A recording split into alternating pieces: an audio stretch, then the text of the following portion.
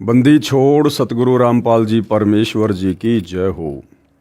भाई और बहनों, पुस्तक भोगेगा अपना किया रे, इसके ऊपर वीडियो बनाने की श्रृंखला जारी है।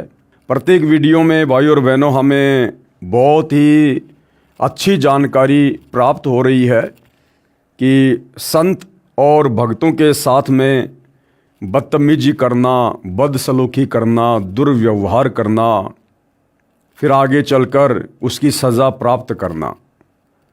तो भाई और बहनों हमें शिक्षा भी मिल रही है और साथ में करोथा कांड से लेकर बरवाला कांड, इनमें किन किन लोगों की विशेष भूमिका रही है, सतगुरु रामपाल जी परमेश्वर जी का प्रत्यक्ष या अप्रत्यक्ष रूप से उन लोगों के प्रति क्या रवैया रहा है, ये सारी बातें हमें इस पुस्तक भोगेगा अपना किया से प्राप्त हो रही है। साथ ही सतगुरु रामपाल जी के विषय में वर्तमान समय को लेकर बहुत सारे भविष्य वक्ताओं ने सैकड़ों वर्ष पहले भविष्यवाणियाँ की हुई हैं। उन भविष्यवाणियों से हमें पता चल रहा है कि वर्तमान में सतगुरु रामपाल जी परमेश्वर जी ही वह युग परिवर्तन का कारण बनने वाले महापुरुष हैं, जिनकी अध्यक्षता में पूरा विश्व एक होगा। जय गुरुदेव की भविष्यवाणी हमने पढ़ी, फ्लोरेंस की भविष्यवाणी हमने पढ़ी। आज हम नास्त्रदमस की भविष्यवाणी को देखेंगे कि उन्होंने सैकड़ों वर्ष पहले सतगुरु रामपाल जी के विषय में क्या कुछ अपनी दिव्य दृष्टि से देखकर कहा है। उसी दिव्य महापुरुष, कौन से दिव्य महापुरुष? सतगुरु रामपाल जी के विषय में नास्त्रदमस की भविष्यवाणी। संत रामपाल जी महाराज की अध्यक्षता में हिंदुस्तान विश्व धर्म गुरु के रूप में प्रतिष्ठित होगा। इसमें कोई संशय नहीं है भाई और बहनों, कोई मीन मेख नहीं है किसी भी प्रकार की। ये वर्तमान में आप लोगों को चाहे विश्वास हो या ना हो, क्योंकि अभी आप जी अध्यात्म से दूर हैं, सतगुरु रामपाल जी के प्रवचनों से दूर हैं। लेकिन जब आप सतगुरु रामपाल जी के सत्संग सुनना शुरू करेंगे, आपको पता चलेगा कि सतगुरु रामपाल जी के अलावा धर्म ग्रंथों का सार, निष्कर्ष, उनके अंदर छुपा हुआ वो तत्व भेद आज तक किसी भी व्यक्ति ने, चाहे वो आचार्य हो, शंकराचार्य हो, मंडलेश्वर हो, किसी भी धर्म का धर्म गुरु हो, उसने अपने समाज को निकाल कर नहीं दिया। और सतगुरु रामपाल जी सन 1994 से न केवल हिंदू धर्म के धर्मशास्त्रों का, बल्कि मुस्लिम, ईसाई, सिख व अन्य धर्मों के धर्म ग्रंथों का निष्कर्ष अर्थात भक्ति के विषय में संपूर्ण जानकारी, सृष्टि रचना संपूर्ण जानकारी उन्होंने सर्व समाज के सामने प्रस्तुत कर दी है, जो कि सर्व धर्मशास्त्रों से प्रमाणित है। तो आने वाले समय में भारत ही आध्यात्मिक मामले में सर्वोपरि देश होगा और भारत को सर्वोपरि देश बनाने में सतगुरु रामपाल जी का ही एकमात्र महत्वपूर्ण योगदान होगा। तो सतगुरु रामपाल जी ही आने वाले समय में विश्व गुरु के रूप में पूरी दुनिया के सामने प्रकट होंगे। फ्रेंच यानी फ्रांस देश के नास्त्रदमस नामक प्रसिद्ध भविष्यवक्ता ने सन ईस्वी सन 1555 में 1000 श्लोकों में भविष्यवाणी की सांकेतिक सत्य भविष्यवाणियाँ लिखी हैं। 100 श्लोकों के 10 शतक बनाए हैं, जिनमें से अब तक सर्व सिद्ध हो चुकी हैं। यदि आज से पहले उनकी सारी भविष्यवाणियाँ सिद्ध हो चुकी हैं तो निसंशय आगे के समय के लिए उन्होंने जो सतगुरु रामपाल जी के विषय में कहा है वो भी निर्विवाद रूप से सत्य ही साबित होंगी। हिंदुस्तान में सत्य हो चुकी भविष्यवाणियों में से यानी नास्त्रदमस जी ने आज से पहले भारत के विषय में और क्या क्या भविष्यवाणियाँ की थी, जो भविष्यवाणियाँ समय आने पर बिल्कुल सत्य सिद्ध हुई। इससे हमारा विश्वास बढ़ेगा कि उन्होंने एक महापुरुष के विषय में अर्थात सतगुरु रामपाल जी के विषय में जो भविष्यवाणी की हुई है वो भी परम सत्य साबित होगी। सबसे पहले भविष्यवाणी उन्होंने भारत की प्रथम महिला प्रधानमंत्री श्रीमती इंदिरा गांधी जी के विषय में की थी, जो बिल्कुल सत्य साबित हुई।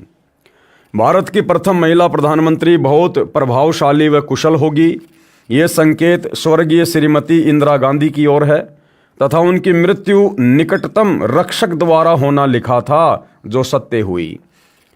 यानी नास्त्रेदमस जी ने अपनी भविष्यवाणी में लिखा था कि जो भारत की प्रधानमंत्री होगी, इंदिरा गांधी के विषय में संकेत था, और कहा था कि उनकी मृत्यु उन्हीं के बॉडीगार्ड के द्वारा होगी।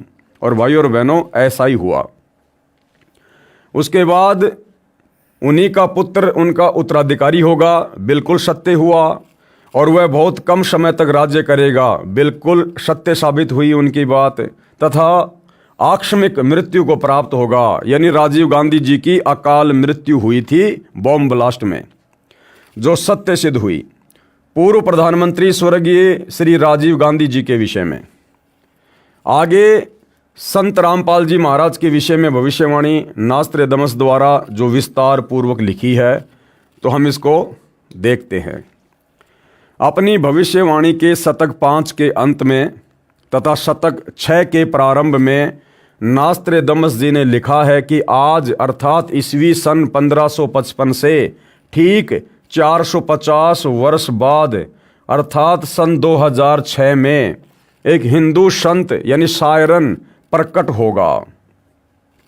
प्रकट होने का मतलब है 2006 में करोथा कांड हुआ, और करोथा कांड के बाद विशेषकर हरियाणा से बाहर के लोग भी जानने लगे कि हरियाणा में संत रामपाल जी भी कोई संत है, कोई महापुरुष है। अर्थात सर्व जगत में उनकी चर्चा होगी। उस समय उस हिंदू धार्मिक संत यानी सायरन की आयु 50 व 60 वर्ष के बीच होगी।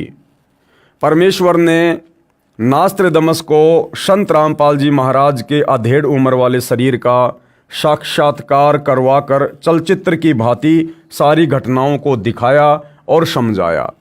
जिस प्रकार महाभारत का युद्ध कुरुक्षेत्र के मैदान में हो रहा था और हस्तिनापुर में कई किलोमीटर दूर बैठा बैठा संजय दिव्य दृष्टि प्राप्त करके धृतराष्ट्र को सारे युद्ध का वर्णन बिल्कुल सटीक बता रहा था। दिव्य दृष्टि के माध्यम से संजय चलचित्र की भांति पूरे युद्ध को देख रहा था। इसी प्रकार परमपिता परमेश्वर जी ने नास्त्रेदमस जी को आने वाले भविष्य के विषय में चलचित्र की तरह दिखाया, और नास्त्रेदमस जी ने ज्यों का त्यों अपनी भविष्यवाणी में लिख दिया, जो वर्तमान में सतगुरु रामपाल जी पर शब्दा शब्द खरी उतर रही है। श्री नास्त्रेदमस जी ने 16वीं सदी को प्रथम शतक कहा है। इस प्रकार 5वां शतक 20वीं सदी हुआ।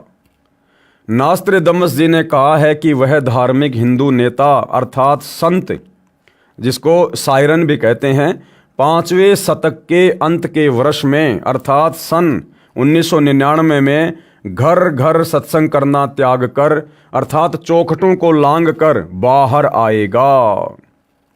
घर घर सत्संग करना त्याग कर अर्थात सतगुरु रामपाल जी ने 1999 में गांव-गांव में जाकर आदरणीय गरीबदास जी महाराज जी की अमर वाणियों का अखंड पाठ करना त्याग कर सत्संग करना छोड़कर, और भक्तों ने जो करोथा आश्रम बनाया था उस आश्रम में बैठकर सत्संग करने लगे, और समाचार पत्रों के माध्यम से भी सत्यार्थ प्रकाश के लेख व अन्य धार्मिक लेख उन्होंने समाज में भेजने शुरू किए तथा अपने अनुयायियों को शास्त्र विधि अनुसार भक्ति मार्ग बताएगा।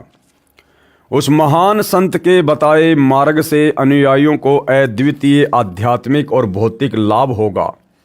उस तत्व दृष्टा हिंदू संत के द्वारा बताए शास्त्र प्रमाणित तत्व ज्ञान को समझकर परमात्मा चाहने वाले श्रद्धालु ऐसे अचंभित होंगे जैसे कोई गहरी नींद से जागा हो। उस तत्व दृष्टा हिंदू संत द्वारा सन 1999 में चलाई आध्यात्मिक क्रांति 2006 तक चलेगी। तब तक बहुसंख्या में परमात्मा चाहने वाले भगत तत्व ज्ञान समझकर अनुयायी बनकर सुखी हो चुके होंगे। उसके पश्चात उस स्थान की चौखट से भी बाहर लांघेगा। उसके पश्चात 2006 से स्वर्ण युग प्रारंभ होगा। नोट: प्रिय पाठक जन कृपया पढ़ें निम्न भविष्यवाणी जो फ्रांस देश के वासी श्री नास्त्रेदमस जी ने की थी, जिसके विषय में मद्रास के एक ज्योतिष शास्त्री के एस कृष्णमूर्ति ने कहा है कि नास्त्रेदमस जी द्वारा सन 1555 में लिखी भविष्यवाणियों का यथार्थ अनुवाद सन 1998 में महाराष्ट्र में एक ज्योतिष शास्त्री करेगा। वह ज्योतिष शास्त्री नास्त्रेदमस की भविष्यवाणी का सांकेतिक भाषा का स्पष्टीकरण कर उसमें लिखित भविष्य घटनाओं का अर्थ देकर अपना भविष्य ग्रंथ प्रकाशित करेगा।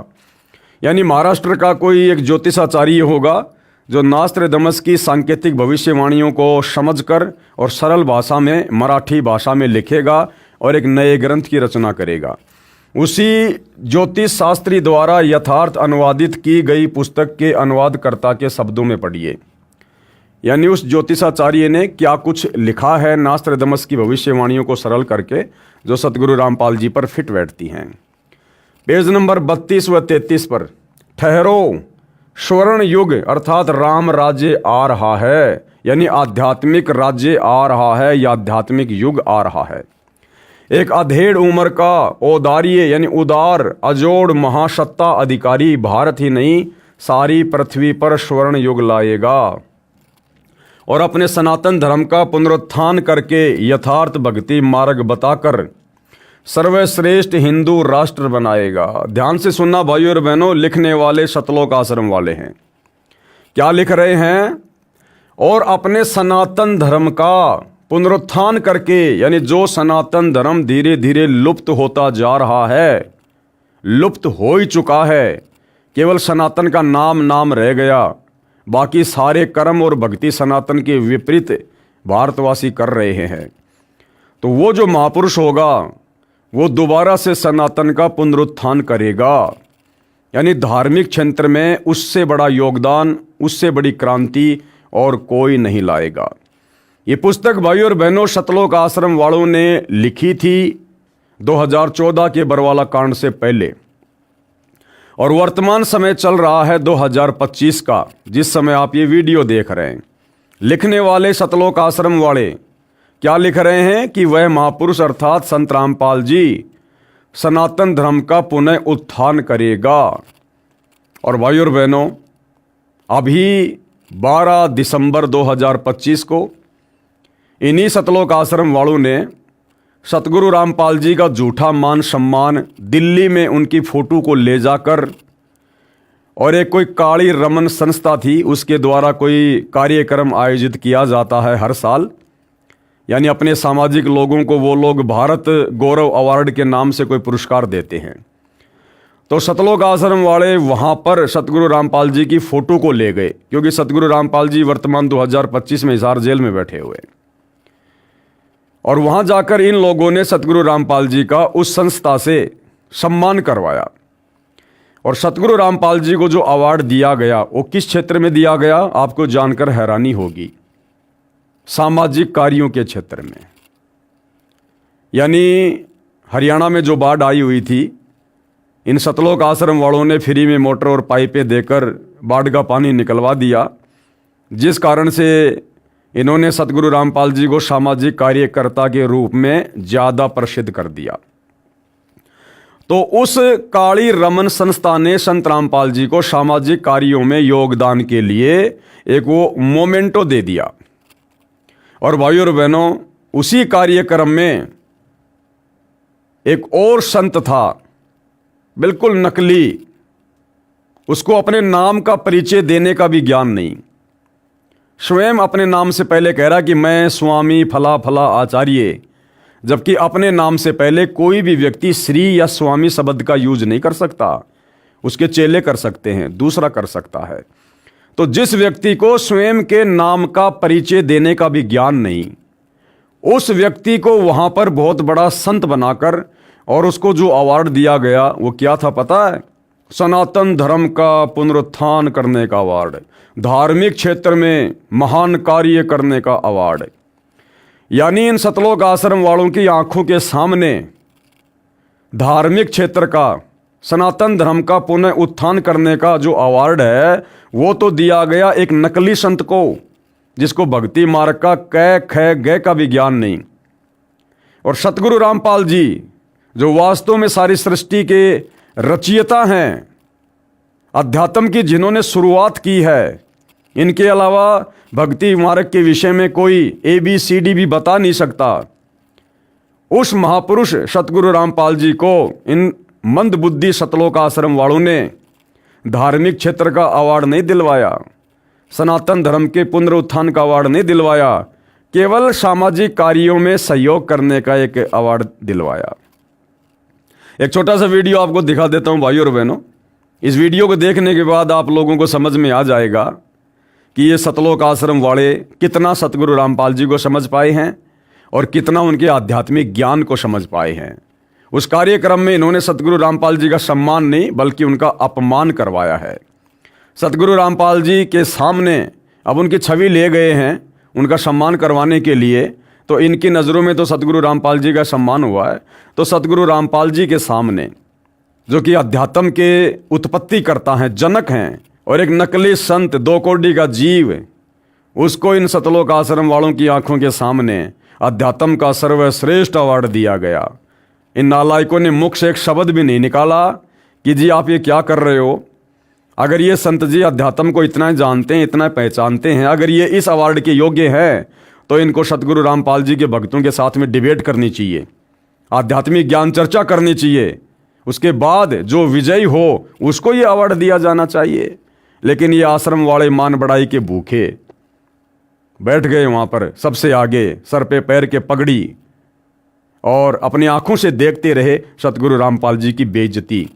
और जिस नकली संत को अवार्ड दिया गया उसका भी एक छोटा सा वीडियो आप देख लीजिए। उसका इंटरव्यू भी यही सतलोक आश्रम वाले ले रहे हैं, खुशी खुशी इंटरव्यू ले रहे हैं, जबकि शर्म के मारे इनको डूब के मर जाना चाहिए था। देखिएगा। यहाँ पर कुछ संतों को भी अवार्ड दिया गया है, साथ में संत रामपाल जी को भी अवार्ड दिया गया है, तो यहाँ बातचीत करेंगे।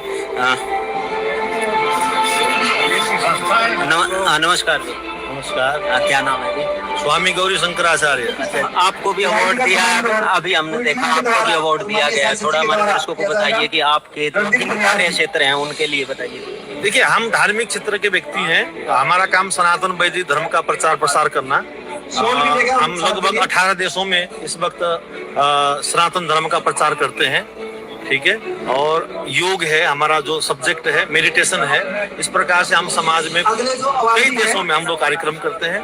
और विशेष हम ये कह सकते हैं कि हम एक सच्चे सिपाही है सनातन वैदिक धर्म के, और उसके लिए जो हो सकता है क्षेत्र में हम आगे बढ़ते हैं। तो भाइयों और बहनों, ये छोटा सा वीडियो दिखाने का मेरा मकसद ये था कि जो सतलोक आश्रम वाले इस पुस्तक में खुद लिख रहे हैं सतगुरु रामपाल जी के विषय में कि सनातन धर्म का पुनरुत्थान करके यथार्थ भक्ति मार्ग बताकर सर्वश्रेष्ठ हिंदू राष्ट्र बनाएगा, तो सतगुरु रामपाल जी के बारे में ये खुद क्या लिख रहे हैं।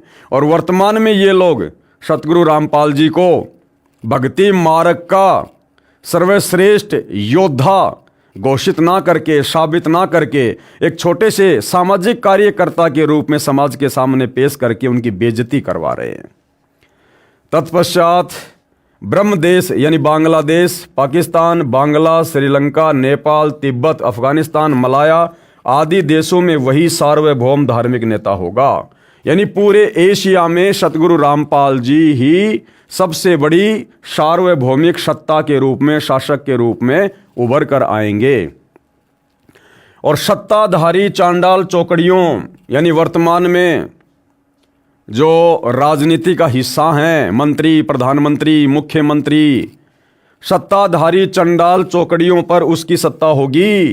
ये सारे के सारे फेल हो जाएंगे। वर्तमान के राजनेता, वर्तमान की पार्टियां हाथ खड़े कर देंगे, क्योंकि ये युग परिवर्तन का दौर चल रहा है। 2028 निर्धारित है। ऐसी विकट परिस्थितियां देश और दुनिया में पैदा होंगी, ये राजनेता ऊपर को हाथ खड़े करके भागेंगे, जैसे नेपाल में भाग रहे थे। उस समय सतगुरु रामपाल जी अपने हाथों में पूरे विश्व की बागडोर को संभालेंगे। वह नेता दुनिया को अधाप मालूम होना है, बस देखते रहो। फिर आगे क्या लिखते हैं नास्त्रेदमस जी? पृष्ठ 40 पर फिर लिखा है, ठहरो राम राज्य यानी स्वर्ण युग आ रहा है। जून 1999 से 2006 तक चलने उतक्रांति उत्क्रांति में स्वर्ण युग का उत्थान होगा। हिंदुस्तान में उदय होने वाला तारणहार सायरन दुनिया में सुख, समृद्धि व शांति प्रदान करेगा। क्योंकि सुख, समृद्धि और शांति भाइयों और बहनों विज्ञान से पैदा नहीं होती है, शास्त्र विरुद्ध साधना से पैदा नहीं होती है। संसार में सुख और शांति शास्त्र अनुकूल सत भक्ति करने से होती है, क्योंकि जब हम शास्त्र अनुकूल सत भक्ति करेंगे और विधि विधान से धर्म यज्ञ करेंगे तो उससे हमारे पुण्यों में वृद्धि होती है, और जब पुण्यों में वृद्धि होगी तो ऑटोमेटिक परमात्मा के विधान अनुसार जीव सुखी होगा। नास्त्रेदमस जी ने निसंदेह कहा है कि प्रकट होने वाला सायरन, यानी सारी दुनिया के सामने अचानक से प्रकट होने वाला सायरन अभी ज्ञात नहीं है, लेकिन वह क्रिश्चियन अथवा मुसलमान हरगिज नहीं है, वह हिंदू ही होगा। और मैं नास्त्रेदमस उसका अभी छाती ठोक कर गर्व करता हूँ, क्योंकि उस दिव्य स्वतंत्र सूर्य सायरन का उदय होते ही सारे पहले वाले विद्वान कहलाने वाले महान नेताओं को निष्प्रभ होकर उसके सामने नम्र बनना पड़ेगा। यानी भाइयों और बहनों, आने वाले समय में 2 से 3 वर्षों में जो तांडव धरती पर मचेगा युग परिवर्तन के दौरान, उस समय ये दुनिया भर के जितने भी बड़े बड़े नेता हैं जिनकी वर्तमान में बहुत बड़ी महिमा हो रही है, चाहे कोई किसी देश का प्रधानमंत्री हो, चाहे राष्ट्रपति हो, और आध्यात्मिक क्षेत्र में जितने बड़े बड़े धर्मगुरु हैं, चाहे किसी भी धर्म से संबंधित हों, आचार्य शंकराचार्य, पोप, पादरी, मुल्ला, मौलवी, इन सब को आने वाले समय में सतगुरु रामपाल जी के आगे नतमस्तक होना पड़ेगा, विनम्र होना पड़ेगा, और ये स्वीकार करना पड़ेगा कि हम तो आप जी के सामने ऊंट के मुंह में जीरे के बराबर भी नहीं हैं। वह हिंदुस्तानी महान तत्वदृष्टा संत सभी को अभूतपूर्व राज्य प्रदान करेगा। वह समान कायदा, समान नियम बनाएगा। स्त्री पुरुष में, अमीर गरीब में, जाति और धर्म में कोई भेदभाव नहीं रखेगा, किसी पर अन्याय नहीं होने देगा। उस तत्वदर्शी संत का सर्व जनता विशेष सम्मान करेगी। माता पिता तो आदरणीय होते ही हैं, परंतु आध्यात्मिकता व पवित्रता के आधार पर उस सायरन यानी तत्वदर्शी संत का माता पिता से भी अलग श्रद्धा स्थान होगा। यानी भाइयों और बहनों, आज हमें पता चल गया कि माता पिता ने तो केवल हमारे को जन्म दिया, और जन्म देने के लिए भी केवल माता पिता निमित्त बने हैं। एक माता पिता की औकात नहीं है कि 2 पानी की बूंद से शारीरिक मिलन करके और एक इस प्रकार से जीवित इंसान को जन्म दे देंगे। ये सारा का सारा विधान परमात्मा का बनाया हुआ है, माता पिता केवल निमित्त बनते हैं। तो आज सतगुरु रामपाल जी के तत्व ज्ञान से आप और हमें भली भांति समझ में आ गया है कि माता पिता तो केवल हमारे को संसार में लाने का एक माध्यम है, और संसार में हम क्यों लाए गए हैं, ये मनुष्य जन्म क्यों मिला है, शास्त्र अनुकूल सत भक्ति करके आत्म कल्याण करवाने के लिए। और ये मौका किसने दिया? परमपिता परमेश्वर कबीर जी ने। और वही परमपिता परमेश्वर कबीर जी वर्तमान में उसी महापुरुष सतगुरु रामपाल जी के नाम से प्रकट हैं। तो सारा का सारा खेल ये किसका? सतगुरु रामपाल जी का। इसलिए माता पिता का तो हम सम्मान करते करते हैं, सब ने करना चाहिए, लेकिन माता पिता से लाखों गुना ज़्यादा सम्मान और श्रद्धा हमारे दिलो दिमाग में सतगुरु रामपाल जी परमेश्वर जी के प्रति है। हमारे माता पिता की श्रद्धा भी सतगुरु रामपाल जी के चरणों में है, और हमारी भी विशेष श्रद्धा सतगुरु रामपाल जी के ही चरणों में है, क्योंकि उनकी शरण के बिना जीव का कल्याण नहीं हो सकता। वो जीव चाहे माता पिता हो, चाहे उनके बेटा बेटी हों, और यदि आत्म कल्याण नहीं हुआ तो अगले जन्म में माता पिता भी लक 84 में गधे कुत्ते बनेंगे, और वो बेटा बेटी भी गधे कुत्ते के शरीर प्राप्त करेंगे। इसलिए यहाँ पर लिखा जा रहा है कि माता पिता का भी एक अलग ही जो है स्थान होता है, एक श्रद्धा होती है, लेकिन माता पिता से भी बढ़कर श्रद्धा शिष्यों की अपने गुरु के प्रति होगी।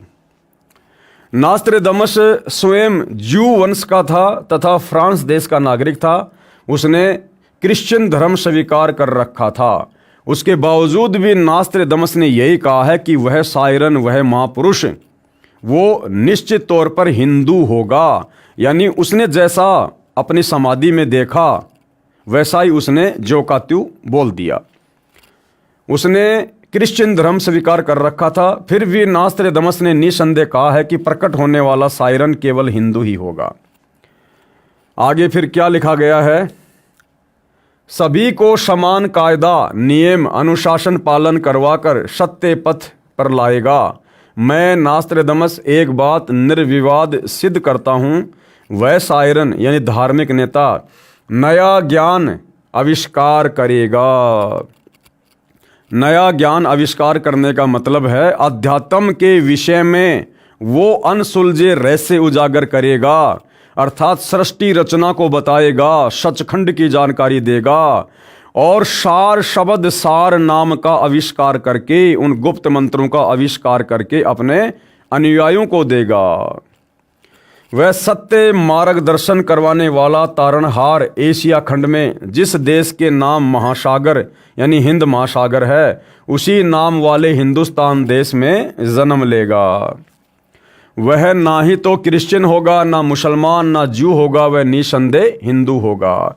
यानी एक एक शब्द नास्त्रेदमस जी का सतगुरु रामपाल जी पर खरा खरा उतर रहा है। अन्य भूतपूर्व धार्मिक नेताओं से महत्तर बुद्धिमान होगा और अंजी के होगा। नास्त्रेदमस भविष्यवाणी के शतक 6 श्लोक 17 में महत्वपूर्ण संकेत संदेश बता रहा है, उससे सभी प्रेम करेंगे। सतगुरु सुंदर रूप अपारा, सतगुरु 3 लोक से न्यारा, उसे सभी प्रेम करेंगे। अब भाइयों और बहनों, सतगुरु रामपाल जी की शरण में आने से पहले आप और हम भी इसी सांसारिकता के झूठे रंग में रंगे हुए थे।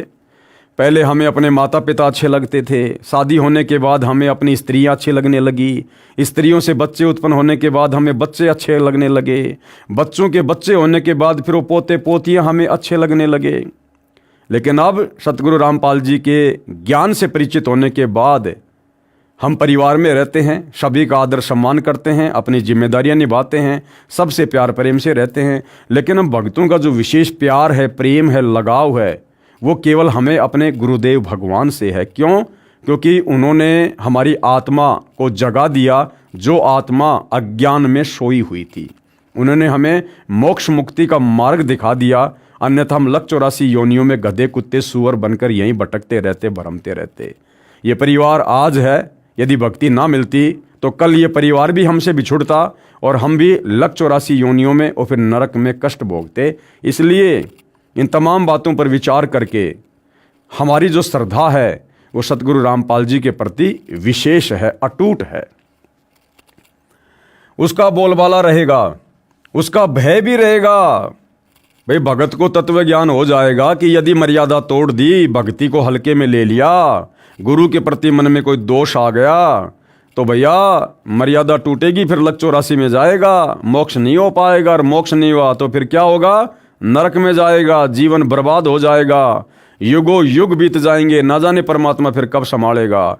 तो फिर भगत को भय भी होगा। और भाइयों और बहनों, भय बिना भक्ति नहीं होती, भक्ति में भय भी जरूरी है। कोई भी अपकृत्य करना नहीं सोचेगा, यानी कोई भी दुष्कर्म नहीं करेगा, फिर भगत उसका नाम व कीर्ति त्रिखंड में गूंजेगी, तीनों लोकों में गूंजेगी, अर्थात आसमानों के पार उसकी महिमा का बोलबाला होगा। अब तक अज्ञान निंद्रा में गाड़े सोए हुए समाज को तत्व ज्ञान की रोशनी से जगाएगा। सर्व मानव समाज हड़बड़ा कर जागेगा, उसके तत्व ज्ञान के आधार से भक्ति साधना करेगा, सर्व समाज से सत्य साधना करवाएगा, जिस कारण सर्व साधकों को अपने आदि अनादि स्थान सतलोक में अपने पूर्वजों के पास ले जाकर वहाँ स्थायी स्थान प्राप्त करवाएगा, यानी वारिस बनाएगा। इस क्रूर भूमि काल लोक से मुक्त करवाएगा, ये शब्द बोल उठेगा। आगे क्या कुछ सतगुरु रामपाल जी के विषय में लिखा है? यह हिंसक महाकाल कौन है, कहाँ है, ये बात सायरन यानी तत्वदर्शी संत ही बताएगा। उस क्रूर चंद्र से वह सायरन ही मुक्त करवाएगा। और निसंदेह सृष्टि रचना के माध्यम से हमें पता चल गया है कि ये काल कौन है, क्यों यहाँ हमें जन्म और मरण के चक्कर में कर्म बंधन में बांध रखा है, और किस प्रकार से हम इस काल के लोक से मुक्ति प्राप्त करेंगे। सायरन यानी तत्वदर्शी संत के कारगिर्द में इस भूतल की पवित्र भूमि पर हिंदुस्तान में स्वर्ण युग का अवतरण होगा, फिर वह पूरे विश्व में फैलेगा। उस विश्व नेता और उसके सद्गुणों की उसके बाद भी महिमा गाई जाएगी। भाई जो पूरी पृथ्वी को एक प्रकार से सतयुग में तब्दील करके चला जाएगा। अपने मिशन को पूरा करने के बाद सतगुरु रामपाल जी जब शरीर सतलोक को प्रस्थान करेंगे तो आने वाले लाखों वर्षों तक इस पृथ्वी पर उनके इस महान उपकार के लिए दुनिया उनको याद किया करेगी और लाखों वर्षों तक पृथ्वी पर उन्हीं का बोलबाला होगा, उन्हीं की महिमा होगी। उसके मन की शालीनता, विनम्रता, उदारता का इतना रेल पेल बोलबाला होगा कि इससे पहले नमूद किए हुए शतक 6 श्लोक 70 के आखिरी पंक्ति में किया हुआ उल्लेख कि अपना शब्द खुद ही बोल उठता है और शायरन की ही जुबान बोल रही है कि शायरन अपने बारे में बस 3 ही शब्द बोलता है, एक, विजयी और ज्ञाता। 3 ही शब्द बोलता है। यहाँ पर भाइयों और बहनों, ये प्रथम नाम, शतनाम और सारनाम के विषय में संकेत है। इसके साथ और विश्लेषण ना चिपकाएं, मुझे मंजूर नहीं होगा। इसके साथ और कोई मंत्र संत्र मत चिपका देना, ये बिल्कुल भी मुझे मंजूर नहीं होगा। कौन कह रहा है? नास्त्रेदमस। जबकि सतलोक आश्रम वालों ने तो चिपका दिया, सार शब्द के नाम पे चौथा मंत्र चिपका दिया। 1 लाख रुपए लेकर 1 लाख रुपए का संकल्प करवाकर जो चौथा मंत्र दिया जा रहा है, सार शब्द ओम सोहम सत्य कबीरा, इन्होंने तो चिपका दिया। यह पृष्ठ 42 वाला 4 उल्लेख वाणी शतक 6 श्लोक 71 पर है। हिंदू शायरन अपने ज्ञान से दैवतीयमान उतुंग ऊंचा स्वरूप का विधान तत्व ज्ञान फिर से बिना शर्त उजागर करवाएगा। मानवीय संस्कृति निर्धोक संवारेगा, इसमें संशय नहीं। अभी किसी को मालूम नहीं, लेकिन अपने समय पर जैसे नरसिंह अचानक प्रकट हुआ था, ऐसे ही वह विश्व महान नेता ग्रेट शायरन अपने तर्क शुद्ध अचूक आध्यात्मिक ज्ञान और भक्ति तेज से विख्यात होगा। क्योंकि भाइयों और बहनों, युग परिवर्तन का दौर है, 2028 निर्धारित है, विश्व में धमाका होगा, हर प्रकार से त्राहिमाम होगा। कहीं भूकंप आएगा, कहीं बाढ़ आएगी, कहीं अतिवृष्टि होगी, कहीं सूखा पड़ेगा, अकाल आएगा, कहीं महामारियां फैलेंगी, कहीं युद्ध हो रहा है, कहीं गृह युद्ध हो रहे हैं। त्राहिमाम मचेगा।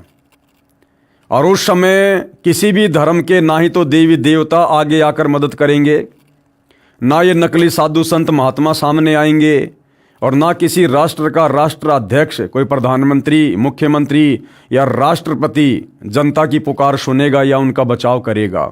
ये राजनेता भी हाथ ऊपर खड़े करके भागते नजर आएंगे। उस समय भाइयों और बहनों, भारत देश की सत्ता को सर्वप्रथम सतगुरु रामपाल जी अपने हाथ में लेंगे और फिर इन्हीं की देखरेख में, इन्हीं के अनुयायियों के द्वारा फिर पूरे विश्व की सत्ता को संभाला जाएगा। दोबारा से शांति स्थापित की जाएगी, संसार में स्थिरता आएगी। मैं नास्त्रेदमस अचंभित हूँ, मैं ना उसके देश जहाँ से अवतरित होगा अर्थात सतलोक देश को, तथा ना उसको जानता हूँ। अब देखो भाइयों और बहनों, कितने संकेत हैं, लेकिन ये सतलोक आश्रम वाले नहीं समझ पाए। नास्त्रेदमस क्या कह रहा है कि मैं नास्त्रेदमस अचंभित हूँ, मैं ना उसके देश को जानता हूं। कौन सा देश? जहां से वो अवतरित होगा, यानी वहां से चलकर आएगा। कौन सा देश? सतलोक देश। अब बताओ भाइयों और बहनों, अगर सतगुरु रामपाल जी सतलोक से चलकर आए हैं तो सतलोक में कौन रहता है? या तो आत्मा या परमात्मा। तो परमात्मा तो हमेशा से मुक्त है और सतलोक में रहने वाली आत्मा भी मुक्त है। तो बताओ भाइयों और बहनों, अब वो मुक्ति प्राप्त आत्मा सतलोक से चलकर इस गंदे लोक में एक माँ के गर्भ में 9 महीने कष्ट क्यों उठाएगी? ऊपर को पैर, नीचे को सिर, क्यों कष्ट उठाएगी वो आत्मा? क्या ऋण बाकी रह गया था? और ऋण बाकी था तो फिर सतलोक कैसे चली गई? तो नास्त्रेदमस कह रहे हैं कि वह शायरन सतलोक से चलकर आएगा, अर्थात सतगुरु रामपाल जी किसी माँ के गर्भ से जन्म लेकर पैदा नहीं हुए। ये स्वयंभू परमात्मा है, ये कबीर परमेश्वर हैं। हमारी चरम दृष्टि को धोखा देते हुए परमात्मा इसी प्रकार की लीला करते हैं। हम अज्ञानी जीवों को लगता है कि ये माँ के गर्भ से आए हैं, परंतु माँ के गर्भ से नहीं आते परमात्मा।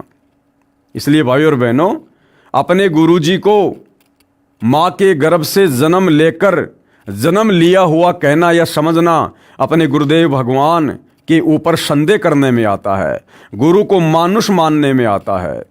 और आदरणीय गरीबदास जी कहते हैं, गुरु को मानुष जो गिने, मानुष यानी एक मनुष्य जैसा। अब माँ के गर्भ से तो मनुष्य जन्म लेके आएगा, भगवान जन्म लेके नहीं आता। तो गरीबदास जी कहते हैं, गुरु को मानुष जो गिने, कर चरणा अमृत को पान, ते नर नरक में जाएंगे, जन्म जन्म बने समान। तो अपने गुरु को मानुष मानने वाला अर्थात माँ के गर्भ से जन्म लेकर आया हुआ, मानने वाला, बताने वाला, लिखने वाला, गरीबदास जी कहते हैं अंत में नरक में जाएगा और कुत्ते की योनि प्राप्त करेगा। तो भाई सतलोक आश्रम वाले भाई बहनों, कम से कम नास्त्रदामस जी की भविष्यवाणी पर तो विश्वास कर लो कि वो सायरन कहाँ से आएगा। मैं नास्त्रदामस अचंभित हूँ, मैं ना उसके देश जहाँ से अवतरित होगा अर्थात सतलोक देश को, तथा ना उसको जानता हूँ।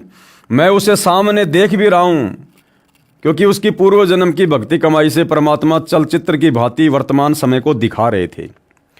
उसकी महिमा का शब्दबद्ध में कोई मिसाल नहीं कर सकता। बस उसे ग्रेट सायरन, महान धार्मिक नेता कहता हूँ।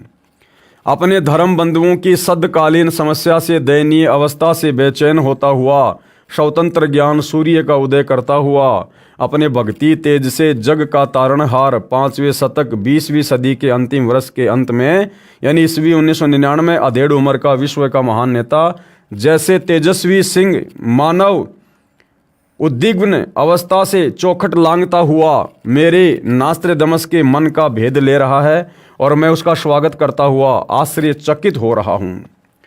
उदास भी हो रहा हूँ, क्योंकि उसका दुनिया को ज्ञान ना होने से मेरा सायरन तत्वदर्शी संत अपेक्षा का पात्र बनेगा। अर्थात उस तत्वदर्शी संत को परमेश्वर के रूप में ना पहचान कर, ना जानकर दुनिया उनके सतज्ञान का विरोध करेगी, उनको विरोध का सामना करना पड़ेगा।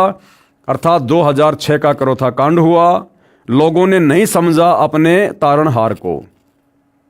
फिर 2014 में बरवाला कांड हुआ, भगत भी नहीं समझ पाए अपने गुरुदेव भगवान को। इसलिए नास्त्रदामस जी ने लिखा है कि दुनिया उसको ना समझकर और उसका विरोध करेगी, उस महान संत को अपेक्षा का पात्र बनना पड़ेगा, उपेक्षा का पात्र बनना पड़ेगा। तो 2006 में तो सतगुरु रामपाल जी को ना समझकर झज्जर, करोथा, डिग्गल, बागपुर आदि गांव के लोगों ने अपने कर्म बिगाड़ लिए। और 2014 बरवाला कांड के समय खुद सतगुरु रामपाल जी के बेटा बेटी, भाई बंधु, रिश्तेदारों ने ना समझकर अपनी मनमानियां करते हुए बरवाला कांड जैसी घटना को जन्म देकर अपने कर्म फोड़ लिए। क्योंकि उसका दुनिया को ज्ञान ना होने से मेरा सायरन तत्वदर्शी संत उपेक्षा का पात्र बन रहा है। मेरी यानी नास्त्रदामस की चित्त भेदक भविष्यवाणी की और उस वैश्विक सिंह मानव की उपेक्षा ना करें। नास्त्रदामस जी कह रहे कि मेरी भविष्यवाणी को सामान्य ना समझें और मैं जिस महापुरुष के विषय में बातें कह रहा हूं उसको भी कमजोर ना समझे, कम ना समझे, मजाक में ना ले इन बातों को। उसके प्रकट होने पर तथा उसके तेजस्वी तत्व ज्ञान रूपी सूर्य उदय होने से आदर्शवादी श्रेष्ठ व्यक्तियों का पुनरुत्थान तथा स्वर्ण युग का प्रभात शतक 6 में आज ईस्वी 1955 से 450 वर्ष बाद अर्थात 2006 में अर्थात 1555 प्लस 450 बराबर 2005 के पश्चात अर्थात 2006 में शुरुआत होगी। इस कृतार्थ शुरुआत का मैं नास्त्रदामस दृष्टा हो रहा हूँ। यानी 15वीं सदी में नास्त्रदामस जी अपनी ध्यान समाधि में पूर्व जन्म की भक्ति के फलस्वरूप सतगुरु रामपाल जी के इस वर्तमान समय को, उनकी उम्र को, उनके कार्यों को, उनके ओजस्वी और तेजस्वी व्यक्तित्व को बिल्कुल देख रहे थे। फिर आगे क्या कहा है पृष्ठ 44, 45, 46 पर नास्त्रदामस शतक 1 श्लोक 50 में फिर प्रमाणित कर रहा है 3 ओर से सागर से घिरे द्वीप हिंदुस्तान देश में उस महान संत का जन्म होगा अर्थात प्रकट होगा। उस समय तत्व ज्ञान के अभाव से अज्ञान अंधेरा होगा। यानी जब सतगुरु रामपाल जी ने सन 1994 से अपने यथार्थ 13वें कबीर पंथ की शुरुआत की है, उससे पहले बिल्कुल अज्ञान अंधेरा था। अध्यात्म की कोई ज्योति कहीं नहीं जली हुई थी। चारों तरफ काल के द्वारा भेजे गए संतों का बोलबाला था। शास्त्र विरुद्ध साधना ही पृथ्वी पर हो रही थी। नैतिकता का पतन होकर हाहाकार मचा होगा। वह सायरन धार्मिक नेता गुरुवर अर्थात गुरुजी को वर यानी श्रेष्ठ मानकर अपनी साधना करेगा तथा करवाएगा। नास्त्रदमस जी कह रहे हैं कि वो है सायरन यानी वह महापुरुष अर्थात सतगुरु रामपाल जी गुरु को सर्वश्रेष्ठ बताकर स्वयं भी भक्ति करेगा और अपने अनुयायी से भी करवाएगा। तो भाइयों और बहनों, नास्त्रदमस की भविष्यवाणी पर वर्तमान में कौन चल रहा है? सतगुरु रामपाल जी के साथ संगति से जुड़े हुए सत्सेवक भाई बहन।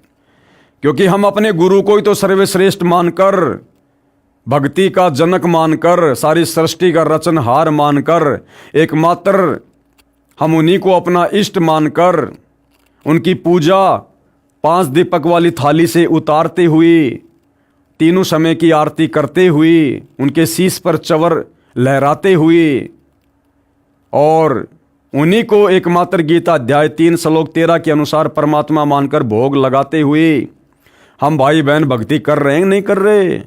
सतगुरु रामपाल जी की संगत में लाखों की संख्या में भगत भाई बहन हैं, लेकिन क्या कोई भी सतगुरु रामपाल जी को अपना इष्ट मानकर, उन्हें परमेश्वर मानकर इस प्रकार से भक्ति कर रहा है? केवल साथ संगति से जुड़े भाई बहन, बाकी सतलोक आश्रमों से जुड़े भाई बहन वर्तमान समय 2025 तक केवल उनको मानुष मानते हैं और परमात्मा मान रहे हैं, इष्ट मान रहे हैं दाढ़ी मूंछ वाली उस कबीर जी की नकली फोटो को। तो क्या कह रहे हैं नास्त्रदमस जी?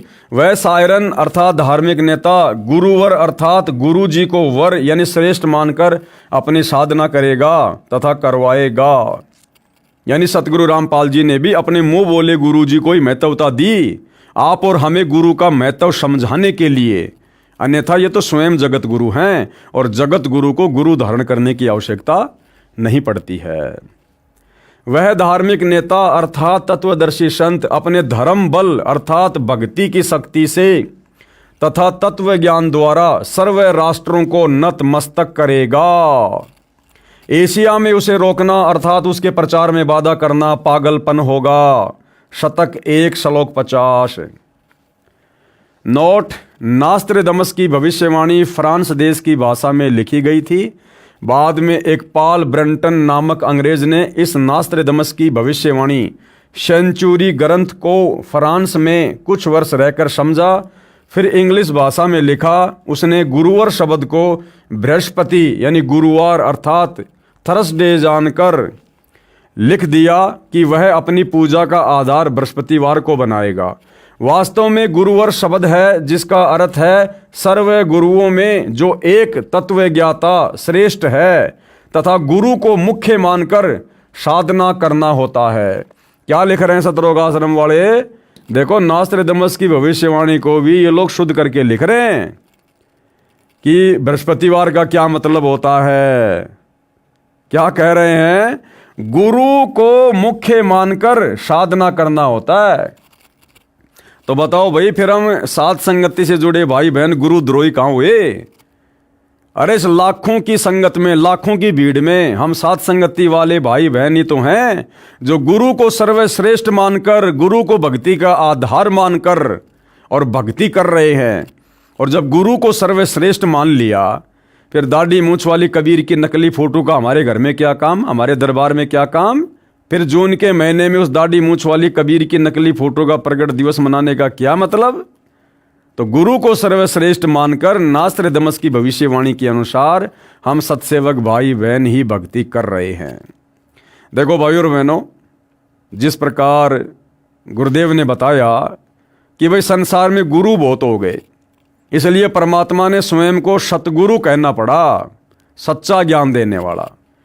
इसी प्रकार भाइयों और बहनों, सतगुरु रामपाल जी की संगत में वर्तमान में जो 2 पार्ट बने हुए हैं, तो क्या है ना, सेवक तो बहुत हो गए, सारे सेवक है संत रामपाल जी के, लेकिन सच्चे सेवक कौन है, सत सेवक कौन है?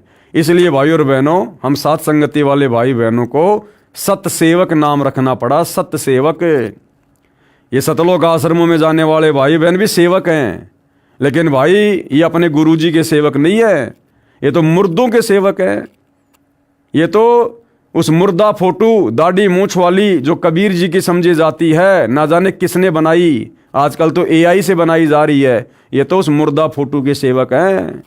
इसलिए हम लोगों ने अपने नाम के आगे सत सेवक नाम लगाना पड़ा। गुरु को मुख्य मानकर साधना करना होता है। वेद भाषा में बृहस्पति का भावार्थ सर्वोच्च स्वामी अर्थात परमेश्वर, दूसरा अर्थ बृहस्पति का जगत गुरु भी होता है। जगत गुरु तथा परमेश्वर भी बृहस्पति का बोध है। वह अधेड़ उम्र में तत्व ज्ञान का ज्ञाता तथा श्रेय होकर त्रिखंड में कीर्तिमान होगा। मुझ नास्त्र दमस को उसका नया उपाय साधना मंत्र ऐसा जालिम मालूम होता है जैसे सर्प को वश करने वाला गारडू मंत्र से महाविशैले सर्प को वश कर लेता है। यानी नास्त्र दमस जी कह रहे हैं कि उस शायरन के पास, तत्वदर्शी संत के पास भक्ति मार्ग का वह जबरदस्त मंत्र होगा सतनाम। वो इतना प्रभावशाली होगा जैसे गारुड़ के पास में विषैले सर्प को काबू करने का मंत्र होता है। वह नया उपाय, नया कायदा बनाने वाला तत्ववेता दुनिया के सामने उजागर होगा। उसी को मैं नास्त्र दमस अचंभित होकर ग्रेट शायरन बता रहा हूँ। ग्रेट शायरन का मतलब है महान तत्वदर्शी संत। उसके ज्ञान के दिव्य तेज के प्रभाव से उस द्वीप कल्प यानी भारतवर्ष में आक्रामक तूफान खलबली मचेगी, अर्थात अज्ञानी संतों द्वारा विद्रोह किया जाएगा। उसको शांत करने का उपाय भी उसी को मालूम होगा। जैसे जालिम सरपनी को वश किया जाता है, वह सिंह के समान शक्तिशाली व तेज पुंज व्यक्तित्व का होगा। अब देखो भाई और बहनों, नास्त्र दमस जी कह रहे कि सतगुरु रामपाल जी का, उस महापुरुष का, ग्रेट शायरन का व्यक्तित्व क्या होगा? वह तेज पुंज व्यक्तित्व का होगा। तेज पुंज अर्थात भाई और बहनों, हम वाणी में पढ़ते हैं गैबी ख्याल विशाल सतगुरु में कि धन सतगुरु उपदेश देवा 84 ब्रह्म मेट ही तेज पुंज अन्य देह धर कर इस विधि हमको भेट ही। यानी वो कबीर परमात्मा जो सतलोक में तेज पुंज के शरीर युक्त है, वो अपनी काया को, अपने तेज पुंज वाले शरीर को हल्का करके और इस पृथ्वी पर प्रकट होता है। तो सतगुरु रामपाल जी 5 तत्व की काया से निर्मित नहीं हैं। 5 तत्व अग्नि पृथ्वी वायु जल आकाश इससे बनी हुई पंचभौतिक इस शरीर से निर्मित नहीं हैं। इसीलिए तो हम सत्सेवक भाई बहन अपने गुरुदेव भगवान को नूरी शरीर में मानकर, 5 तत्व की देह से अलग मानकर, तेज पुंज वाले व्यक्तित्व का मानकर और 8 सितंबर को उनका प्रकट दिवस मनाते हैं। प्रकट दिवस, क्योंकि कबीर परमात्मा सतगुरु रूप में प्रकट ही होते हैं, और जब प्रकट होते हैं तो उनकी तेज पुंज की देह होती है, भले हमें दिखाई ना दे, इसलिए हम उनका प्रकट दिवस मनाते हैं। तो यहाँ पर क्या लिखा जा रहा है? वह तेज पुंज व्यक्तित्व का होगा, यानी उसकी काया आम मनुष्य की भांति हाड़ मांस से निर्मित नहीं होगी, 5 तत्व से बनी नहीं होगी, वह तेज पुंज युक्त होगा। और नित्य नियम में हम रोज अपने गुरुदेव भगवान की सुबह सुबह महिमा करते हैं और क्या बोलते हैं? गरीब ऐसा सतगुरु हम मिला तेज पुंज के अंग, झिलमिल नूर जहूर है नर रूप श्वेत रंग। गरीब ऐसा सतगुरु हम मिला तेज पुंज के अंग, यानी हम कह तो अपने गुरुजी को रोज रहे हैं कि हमारे गुरुजी तेज पुंज के शरीर वाले हैं, उनके अंग 5 तत्व से बने हुए नहीं हैं। लेकिन जब आता है 8 सितंबर का दिन, तो इस वाणी पर केवल सत्सेवक भाई बहन खड़े उतरते हैं और 8 सितंबर को अपने गुरु को मानुष ना मानकर, स्वयं कबीर परमात्मा मानकर, तेज पुंज के व्यक्तित्व का धनी मानकर हम उनका प्रकट दिवस मनाते हैं। और इन सतलोक आश्रमों में गुरु को मानुष मानकर, जन्म लिया हुआ मानकर उनका जन्मदिन मनाया जाता है। तो क्या लिखा जाता है? वह सिंह के समान शक्तिशाली व तेज पुंज व्यक्तित्व का होगा। यह मैं नास्त्रेदमस स्पष्ट शब्दों में बता रहा हूं कि वह कुंडलिनी शक्ति धारण किए हुए। आगे स्पष्ट शब्द यह है कि जिस समय वह सायरन जिस महासागर में द्विकल्प है, उसी देश के नाम पर महासागर का भी नाम है हिंद महासागर। विशेषता ये होगी कि उस देश की भुजंग सर्पनी शक्ति कुंडलिनी शक्ति का पूर्ण परिचित ट्रियो मास्टर होगा। वह सायरन महान धार्मिक नेता, उदार मस्त वाला, कृपालु, दयालु, दैप्तीयमान, सनातन साम्राज्य अधिकारी, आदि पुरुष, सत्य पुरुष का अनुयायी होगा। अब नास्त्रेदमस को ये नहीं पता बेचारे को कि वो स्वयं सत्य पुरुष होगा या उसका अनुयायी होगा।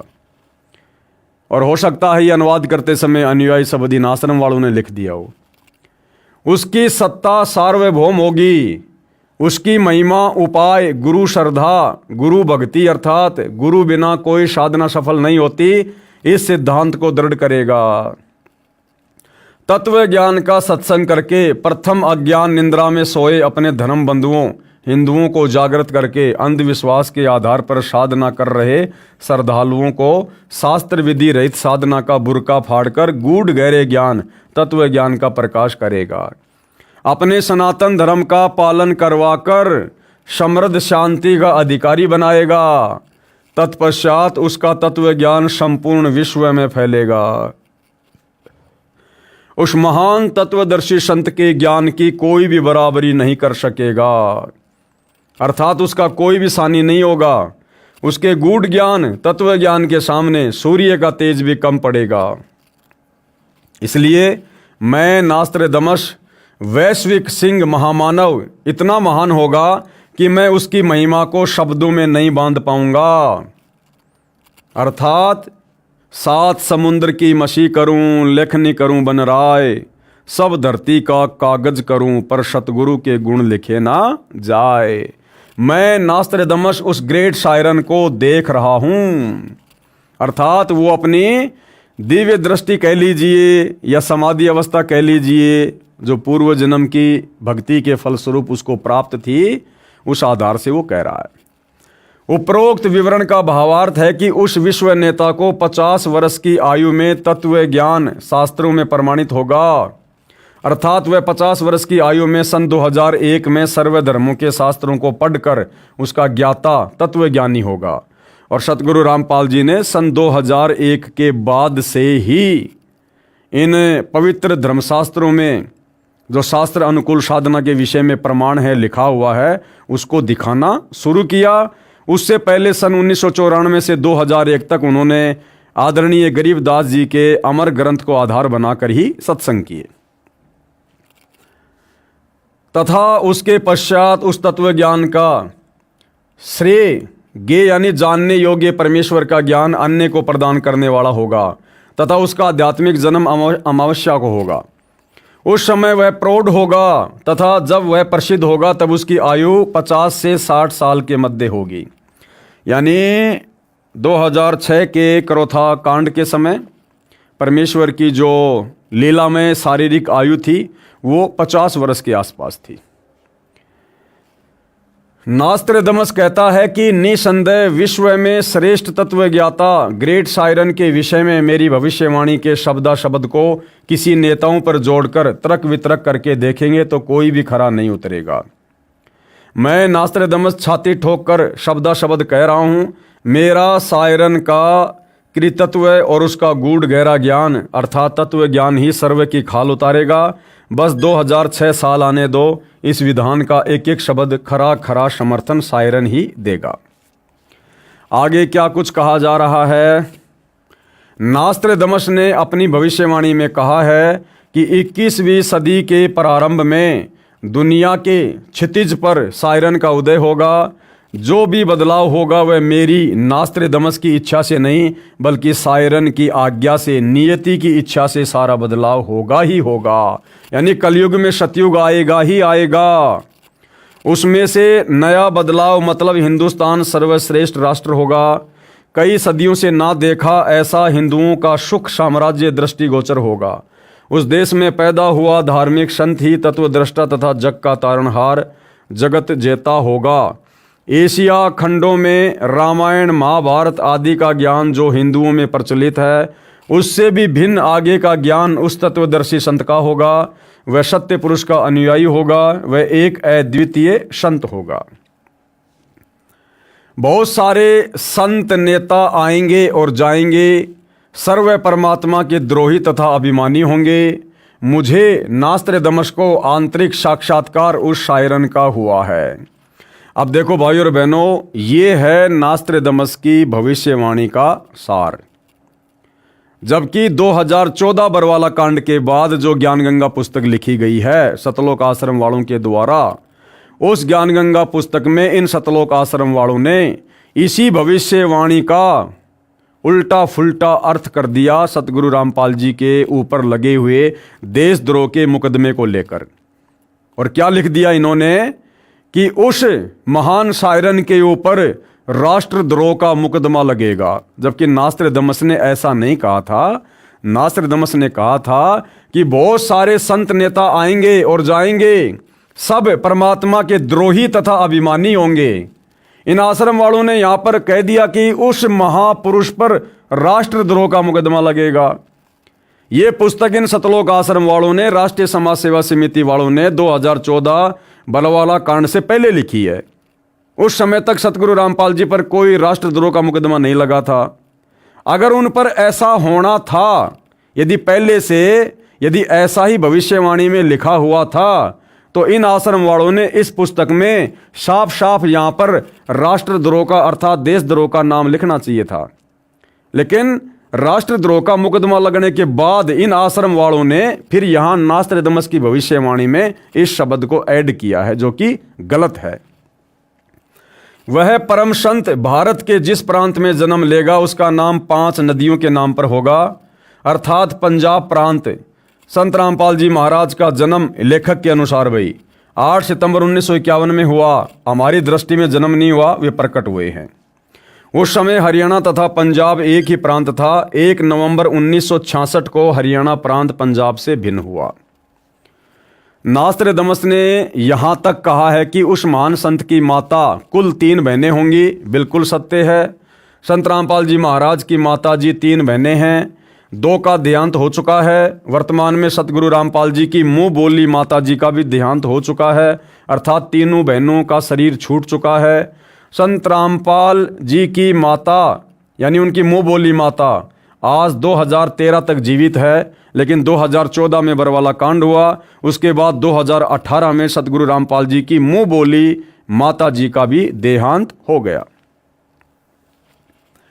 नास्त्र दमश्क ने यह भी लिखा है कि जहां वह संत आश्रम बनाएगा उसके पास से निकले मार्गों को विशाल किया जाएगा, अर्थात करोथा आश्रम के पास भी हाईवे बन चुका है और बरवाला आश्रम के बाहर भी हाईवे बन चुका है।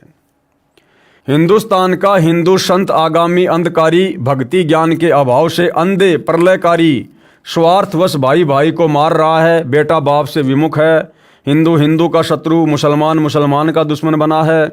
धुंधुकारी अर्थात माया की दौड़ में बेसब्रे समाज जगत को नया प्रकाश देने वाला सर्वश्रेष्ठ जगत जेता धार्मिक विश्व नेता की अपनी उदासी के सिवा कोई अभिलाषा नहीं होगी। अर्थात लेखक ये कहना चाहता है, अर्थात नास्त्र दमश्क की भविष्यवाणी ये कह रही है कि उस महान संत का परमार्थ के अलावा अपना किसी प्रकार का कोई स्वार्थ नहीं होगा और उनकी चिंता का केवल एक ही कारण होगा, आत्माओं को सतलोक में भेजना, मोक्ष दिलवाना। धार्मिक विश्व नेता की अपनी उदासी के सिवा कोई अभिलाषा नहीं होगी, अर्थात मानव उद्धार के लिए चिंता के अतिरिक्त कुछ भी स्वार्थ नहीं होगा, ना अभिमान होगा। ये मेरी भविष्यवाणी की गौरव की बात होगी कि वास्तव में वह तत्वदर्शी संत संसार में अवश्य प्रसिद्ध होगा। उसके द्वारा बताया ज्ञान सदियों तक छाया रहेगा। वह संत आधुनिक वैज्ञानिकों की आंखें चक्काचौंध करेगा, ऐसे आध्यात्मिक चमत्कार करेगा कि वैज्ञानिक भी आश्चर्य में पड़ जाएंगे। और हो रहा है भाई और बहनों, ऐसे ऐसे केस हॉस्पिटल में जाते हैं और डॉक्टर भी अंत में हाथ जोड़कर पूछते हैं कि भाई आप किस भगवान की भक्ति करते हो, आप बच कैसे गए। फिर भगत कहते हैं जी हमारे गुरुदेव सतगुरु रामपाल जी हैं, स्वयं कबीर भगवान धरती पर आए हुए हैं, हम उनकी भक्ति करते हैं।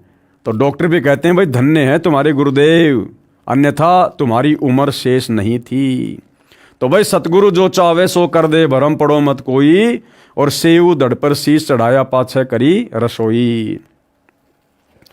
उसका सर्व ज्ञान शास्त्र प्रमाणित होगा। मैं नास्त्रदमस कहता हूं कि बुद्धिवादी व्यक्ति उसकी उपेक्षा ना करें, यानी उनको मजाक में ना लें, उनको हल्के में ना लें। माँ के गर्भ से जन्म लिया हुआ कोई व्यक्ति ना माने, उनको साक्षात परमपिता परमेश्वर मानकर चरणों में आ जाएं। उसे छोटा ज्ञान दीप ना समझें और आगे क्या करें। और वो कार्य भाई और बहनों सतगुरु रामपाल जी की संगत में से केवल सत्सेवक भाई बहन कर रहे हैं। देखो बाकी दुनिया को तो अभी तक उनके विषय में जानकारी नहीं है, तो बाकी दुनिया तो हल्के में लेगी। और जिन जिन आत्माओं को सतगुरु रामपाल जी ने अपने शरण में ले लिया, तत्व ज्ञान दे दिया, उन लाखों की भीड़ में भी केवल सात संगति से जुड़े सत्सेवक भाई बहन ही हैं जो उनको अपना इष्ट मानकर, अपना आराध्य देव यानी इष्ट देव परमेश्वर मानकर, और उनको सिंहास नस्त करके यानी उनको आसन के ऊपर बैठा कर, यानी सत्सेवक भाई बहनों ने घर घर में बेड लगा रखे, घर घर में बेड, और तीनों समय की आरती, विशेषकर सुबह और शाम की आरती, गुरुदेव की आरती उतारते हुए करते हैं। उनको भोग लगाते हैं सुबह शाम भोग की आरती के साथ में। तो ये प्रक्रिया जो अब आगे नास्त्रदमस जी बताने जा रहे हैं, केवल साध संगति से जुड़े सत्सेवक भाई बहन कर रहे हैं। क्या कह रहे हैं कि उसे छोटा ज्ञान दीप ना समझें। उस तत्ववेता महामानव सायरन को सिंहास नस्त करके यानी सिंहासन पर बैठाकर, कोष्टक में लिखा जा रहा है आसन पर बैठाकर। अरे तो भैया घर घर में जो बेड लगा रखे हैं सत्सेवक भाई बहनों ने, वो आसन ही तो है। गुरुदेव भगवान को सिंहास नस्त करने के लिए अब भोग लगाएंगे तो कहाँ लगाएंगे? अपने गुरुदेव भगवान की फोटो को अलमारी में रख के भोग थोड़ा ना लगाएंगे। अपने गुरुदेव भगवान की आरती उनको अलमारी में बैठा कर थोड़ा ना लगाएंगे। दीवार पर फोटो को टांग कर थोड़ा ना उनकी आरती उतारेंगे। तो नास्त्रदमस जी क्या कह रहे हैं? कम से कम उनकी भविष्यवाणी पर तो विश्वास कर लो। अरे हम सत्सेवक भाई बहन तो सतलोक आश्रम वालों को दुश्मन नजर आते हैं। हमारी बातें तो तुम्हारी समझ में नहीं आ रही, कम से कम नास्त्रदमस की बातों पर तो यकीन करो कि उस तत्ववेता महामानव, एक होता है मानव आप और हम हैं, दो कोटि के जीव, चाहे राजा हो चाहे रंक हो, हम हैं मानव। और एक होता है महामानव जिसने मानव को पैदा किया है, परमात्मा कबीर जी।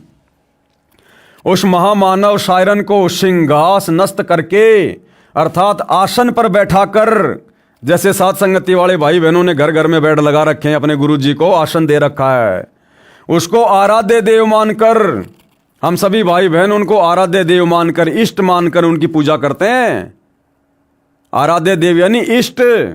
और आप सतलोक आश्रम वाले भाई बहन इष्ट मान रहे हो दाढ़ी मूछ वाली कबीर की फोटो को, उसको आराध्य देव मानकर पूजा करें। अब पूजा क्या होती है?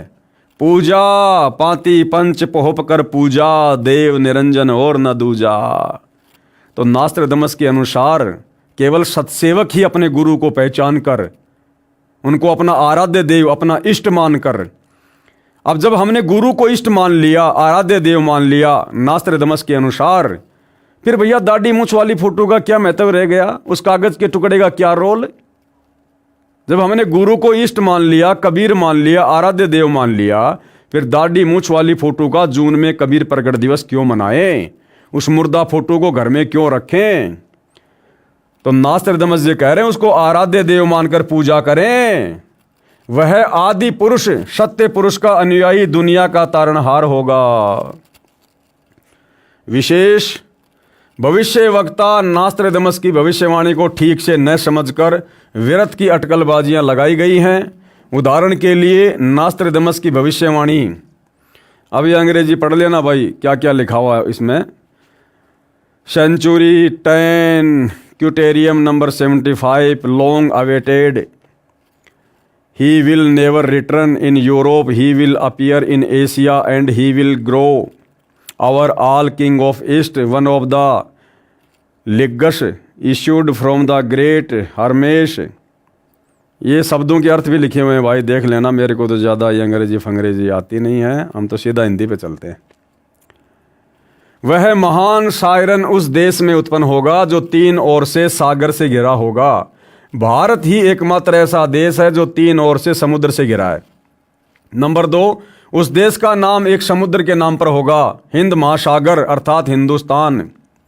वह महापुरुष हिंदुस्तान के उस क्षेत्र में जन्म लेगा जिसमें 5 नदियां रावी, सतलुज, झेलम, व्यास और चिनाब बहती हैं, अर्थात वो क्षेत्र है पंजाब। और जिस समय सतगुरु रामपाल जी प्रकट हुए 8 सितंबर 1951 को, उस समय ये धनाना का क्षेत्र, रोहतक का क्षेत्र पूरा पंजाब का क्षेत्र था। और फिर 1966 में पंजाब से हटकर हरियाणा बना।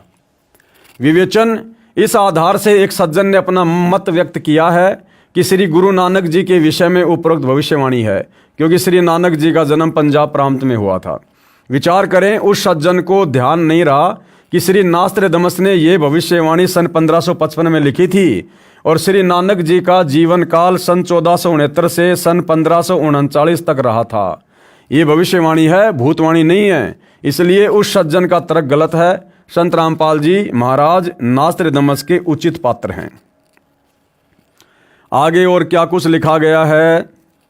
सेंचुरी नंबर 1 प्रश्न नंबर 76 में स्पष्ट किया है कि उस महान शायरन की माता जी 3 बहनें होंगी। संत रामपाल जी महाराज की माता जी नहीं, मुंह बोली माता जी 3 बहनें थी। उस महान संत के 2 पुत्र तथा 2 पुत्री होंगी और वर्तमान में दोनों बेटे भी नालायक हैं और दोनों बेटियां भी नालायक हैं। संगत की मर्यादा तोड़वाने में विशेष भूमिका निभा रहे हैं। संत रामपाल जी महाराज के 2 पुत्र तथा 2 पुत्री संतान रूप में हैं। नास्त्रदमस के समर्थन में अन्य भविष्य वक्ताओं की भविष्यवाणियां। अब जो भविष्यवाणी सतगुरु रामपाल जी के विषय में नास्त्रदमस जी ने की हैं, तो उन भविष्यवाणियों के समर्थन में अन्य कौन कौन भविष्य वक्ता हैं जिन्होंने बिल्कुल यही कहा है। नंबर 1 है, इंग्लैंड के ज्योतिषी कीरो ने सन 1925 में लिखी पुस्तक में भविष्यवाणी की है। 20वीं सदी अर्थात सन 2000 ईस्वी के उत्तरार्ध में सन 1950 के पश्चात उत्पन्न संत ही विश्व में एक नई सभ्यता लाएगा जो संपूर्ण विश्व में फैल जाएगी। भारत का वह एक व्यक्ति सारे संसार में क्रांति ला देगा। तो बिल्कुल सतगुरु रामपाल जी के ऊपर खरी उतर रही है, क्योंकि 1951 में सतगुरु रामपाल जी का प्राकाट्य हुआ। उसके बाद उन्होंने देश और दुनिया को शिक्षा दी और वैज्ञानिकों को शत प्रेरणा करके उन्होंने नए नए आविष्कार करवाए। और उसके बाद सन 1994 से अपने भक्ति मार्ग को शुरू करके दुनिया को उन वैज्ञानिक उपकरणों के माध्यम से, सोशल मीडिया, टीवी चैनल, इन सब के माध्यम से उन्होंने अपने ज्ञान का प्रचार और प्रसार किया और करवाया। नंबर 2, भविष्य वक्ता श्री विजिलेटिन के अनुसार 20वीं सदी के उत्तरार्ध में विश्व में आपसी प्रेम का भाव, मानवता का हास, माया संग्रह की दौड़, लूट व राजनेताओं का अन्याय हो जाना आदि आदि बहुत से उत्पाद देखने को मिलेंगे। परंतु भारत से उत्पन्न हुई शांति, भ्रातृत्व भाव पर आधारित नई सभ्यता संसार में देश, प्रांत और जाति की सीमाएं तोड़कर विश्व भर में अमन व चैन उत्पन्न करेगी। नंबर 3, अमेरिका की महिला भविष्यवक्ता जीन डिक्सन के अनुसार 20वीं सदी के अंत से पहले विश्व में एक घोर हाहाकार तथा मानवता का संहार होगा। वैचारिक युद्ध के बाद आध्यात्मिकता पर आधारित एक नई सभ्यता संभवतः भारत के ग्रामीण परिवार के व्यक्ति के नेतृत्व में जमेगी और संसार से युद्ध को सदा सदा के लिए विदा कर देगी।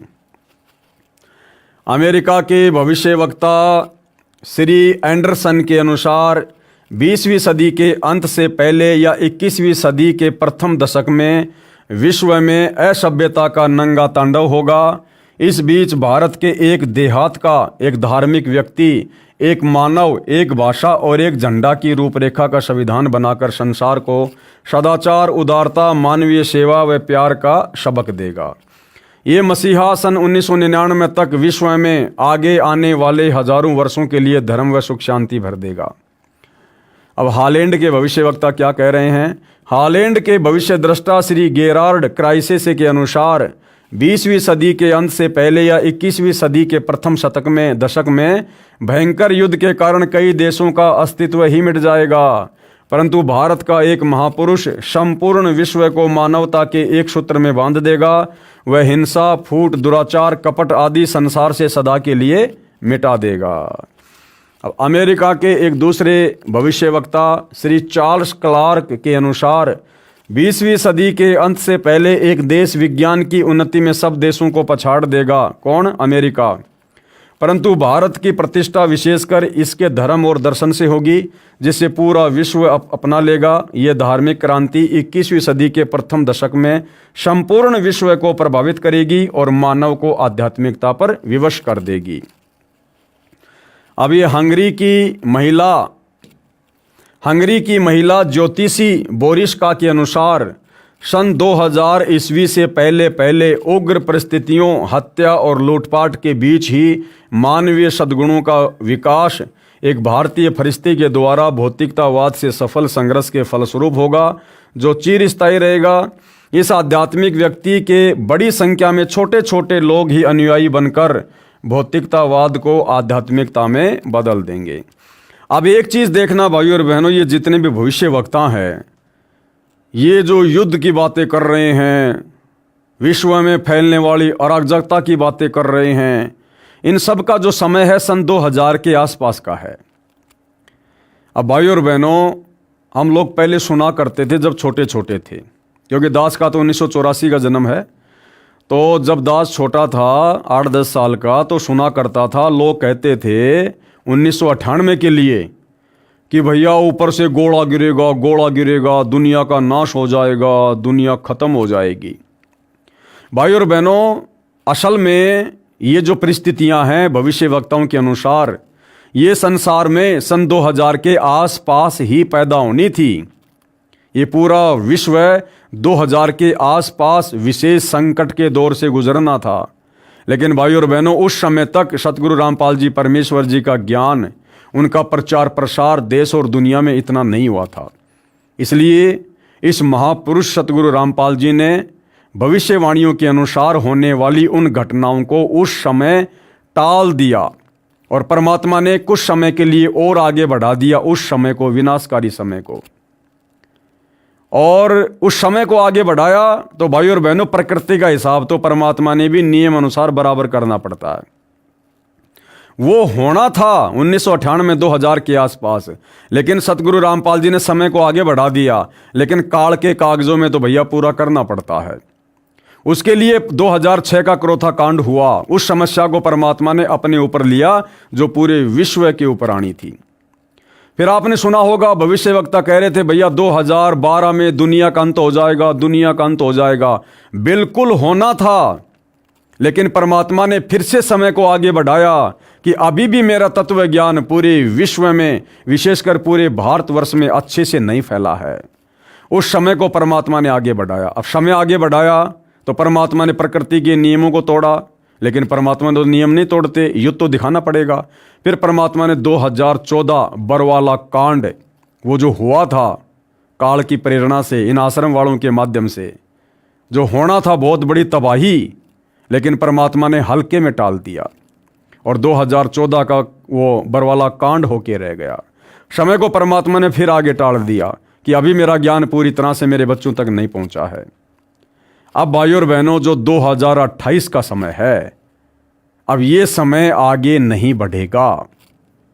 चाहे कोई ज्ञान को समझे चाहे ना समझे, सारी उम्र परमात्मा संदेशा देने में नहीं लगा रहेगा। सतलोक के लिए आत्माएं भी तैयार करनी है। तो 2028 युग परिवर्तन का समय खुद सतगुरु रामपाल जी ने अपनी ज्ञान गंगा पुस्तक में नास्त्रदमस की भविष्यवाणी में लिखा हुआ है। और सतगुरु रामपाल जी ने लिख दिया तो भाई फाइनल है। अब ये समय आगे नहीं टलेगा। मुट्ठी भर भी समय हमारे पास नहीं है। हम 2025 के दिसंबर के महीने में जी रहे हैं। 26, 27, 28 मुश्किल से 3 वर्ष हैं। अगर संभल सको तो संभल लेना। फ्रांस के डॉक्टर जूल वर्न के अनुसार सन 1990 के बाद यूरोपीय देश भारत की धार्मिक सभ्यता की ओर तेजी से झुकेंगे। सन 2000 तक विश्व की आबादी 640 करोड़ के आसपास होगी और बिल्कुल उतनी थी। भारत से उठी ज्ञान की धार्मिक क्रांति नास्तिकता का नाश करके आंधी तूफान की तरह संपूर्ण विश्व को ढक लेगी। उस भारतीय महान आध्यात्मिक व्यक्ति के अनुयायी देखते देखते एक संस्था के रूप में आत्म शक्ति से संपूर्ण विश्व पर प्रभाव जमा लेंगे। फ्रांस के नास्त्रदमस के अनुसार विश्व भर में सैनिक क्रांतियों के बाद थोड़े से ही अच्छे लोग संसार को अच्छा बनाएंगे, जिनका महान धर्मनिष्ठ विश्वविख्यात नेता 20वीं सदी के अंत और 21वीं सदी की शुरुआत में किसी पूर्वी देश से जन्म लेकर भ्रातृत्ववर्ती व सौजन्यता द्वारा सारे विश्व को एकता के सूत्र में बांध देगा। नास्त्रदमस शतक 1 श्लोक 50 में प्रमाणित कर रहा है, 3 ओर से सागर से घिरे द्वीप में उस महान संत का जन्म होगा, यानी प्रकट होगा। उस समय तत्व ज्ञान के अभाव से अज्ञान अंधेरा होगा, नैतिकता का पतन होकर हाहाकार मचा होगा। वह शायरन धार्मिक नेता गुरुवर अर्थात गुरुजी को वर यानी श्रेष्ठ मानकर अपनी साधना करेगा तथा करवाएगा। वह धार्मिक नेता तत्वदर्शी संत अपने धर्म बल अर्थात भक्ति की शक्ति से तथा तत्व ज्ञान द्वारा सर्व राष्ट्रों को नतमस्तक करेगा। एशिया में उसे रोकना अर्थात उसके प्रचार में बाधा करना पागलपन होगा। शतक 1 श्लोक 50 सेंचुरी 1 कन्ना 50। अब इजराइल के प्रोफेसर हरार क्या कह रहे हैं? प्रोफेसर हरार के अनुसार भारत देश का एक दिव्य महापुरुष मानवतावादी विचारों से सन 2000 ईस्वी से पहले आध्यात्मिक क्रांति की जड़ें मजबूत कर लेगा। यानी सन 1994 से सतगुरु रामपाल जी ने प्रवचन करने शुरू कर दिए थे। वह सारे विश्व को उनके विचार सुनने को बाध्य होना पड़ेगा, क्योंकि परिस्थितियां ऐसी पैदा हो जाएंगी। सतगुरु रामपाल जी की भक्ति के अलावा, उनकी शरण के अलावा धरती पर दूसरा ठिकाना दिखाई नहीं देगा। भारत के अधिकतर राज्यों में राष्ट्रपति शासन होगा। देख लो भाइयों और बहनों, अब आगे क्या होने वाला है। 2028 युग परिवर्तन। भारत के अधिकतर राज्यों में राष्ट्रपति शासन होगा। अधिकतर राज्यों का मतलब है कम से कम 20 के आसपास स्टेट में आने वाले समय में 2028 के आसपास राष्ट्रपति शासन होगा। इमरजेंसी लगी होगी, आर्मी शासन होगा। भारत के अधिकतर राज्यों में राष्ट्रपति शासन होगा, पर बाद में नेतृत्व धार्मिक वीर लोगों पर होगा। यानी सतगुरु रामपाल जी के भक्तों के हाथों में भारत की बागडोर आ जाएगी। ये नेता भाग खड़े होंगे जो एक धार्मिक संगठन के आश्रित होंगे, यानी सतगुरु रामपाल जी के भक्ति मार्ग के आश्रित होंगे। नॉर्वे के श्री आनंदाचार्य की भविष्यवाणी के अनुसार सन 1998 के बाद एक शक्तिशाली धार्मिक संस्था भारत में प्रकाश में आएगी, यानी सतगुरु रामपाल जी प्रकाश में आएंगे, जिसके स्वामी एक गृहस्थ व्यक्ति की आचार संहिता का पालन संपूर्ण विश्व करेगा। धीरे धीरे भारत औद्योगिक, धार्मिक और आर्थिक दृष्टि से विश्व का नेतृत्व करेगा और उसका विज्ञान यानी आध्यात्मिक तत्व ज्ञान ही पूरे विश्व को मान्य होगा। उपरोक्त भविष्यवाणियों के अनुसार ही आज विश्व में घटनाएं घट रही हैं। युग परिवर्तन प्रकृति का अटल सिद्धांत है। कौन लिख रहे हैं? सतलोक आश्रम वाले लिख रहे हैं कि युग परिवर्तन तो होके रहेगा। और सतगुरु रामपाल जी ने इस युग परिवर्तन का समय ज्ञान गंगा में 2028 लिखा हुआ है। वैदिक दर्शन के अनुसार 4 युगों सतयुग, त्रेतायुग, द्वापर और कलयुग की व्यवस्था है। जब पृथ्वी पर पापियों का एक छत्र साम्राज्य हो जाता है, तब भगवान पृथ्वी पर मानव रूप में प्रकट होता है। अब देख लो भाइयों और बहनों, बार बार संत रामपाल जी को जन्म लिया है, जन्म लिया है, जन्म लिया है लिखने वाले और कहने वाले ध्यान से देख लो भाई, क्या लिखा हुआ है कि जब जब पृथ्वी पर दुष्टों का, राक्षसों का, गलत प्रवृत्ति के, गलत विचारों वाले व्यक्तियों का एक छत्र साम्राज्य हो जाता है, जैसी परिस्थितियां वर्तमान में प्रकट हो रही हैं, तब क्या होता है? तब भगवान, कौन भगवान? कबीर भगवान पृथ्वी पर मानव रूप में प्रकट होता है। तो वर्तमान में कौन है वो महापुरुष जो आने वाली इन विषम परिस्थितियों को अपने आध्यात्मिक ज्ञान से, आशीर्वाद से, अपनी शक्ति से कंट्रोल में करेगा?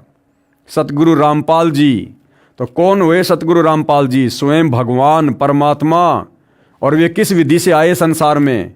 माँ के गर्भ से जन्म लेकर या प्रकट हुए हैं? तब भगवान पृथ्वी पर मानव रूप में प्रकट होता है। अरे काल के अवतार तो प्रकट नहीं होते ना, ये रामकृष्ण तो सब जन्म लेकर आए हैं। तो अब वो कौन है जो प्रकट होगा? और वो स्वयं भगवान होगा, सतगुरु रामपाल जी। जब पापियों का एक छत्र साम्राज्य हो जाता है तब भगवान पृथ्वी पर मानव रूप में प्रकट होता है।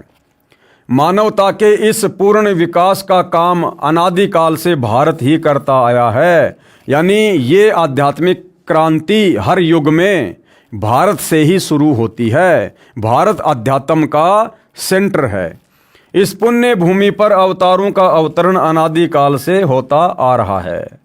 लेकिन कैसी विडंबना है कि ऋषि मुनियों, महापुरुषों व अवतारों के जीवन काल में उस समय के शासन व्यवस्था व जनता ने उनकी दिव्य बातों व आदर्शों पर ध्यान नहीं दिया और उनके अंतर ध्यान होने पर, यानी उनके शरीर छोड़ के जाने पर, दूने उत्साह से उनकी पूजा शुरू कर पूजने लग गए। जैसे रामचंद्र जी त्रेता युग में आए, किसी ने उनको विष्णु का अवतार नहीं माना, उनके साथ में लड़ाई झगड़ा राग द्वेष करने में लगे रहे और उनके जाने के बाद में आज उनके मंदिर बना के पूज रहे हैं। द्वापर में श्री कृष्ण जी आए, उस समय उनकी बातों को किसी ने नहीं सुना, हमेशा लड़ाई झगड़े रखे उनके साथ में, ठंडा पानी नहीं पीने दिया। अंत में बेचारा मथुरा छोड़ के द्वारिका चला गया, वहाँ भी सुख शांति से नहीं रहा।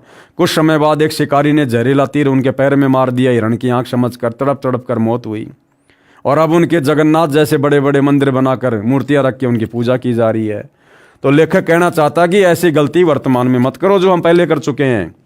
अब महापुरुषों का महापुरुष, भगवानों का भगवान सतगुरु रामपाल जी स्वयं धरती पर आया हुआ है। अब इनके ज्ञान को अच्छे से सुनकर समझकर अपने आत्म कल्याण के लिए, परिवार की रक्षा के लिए अब उनकी शरण में आ जाओ।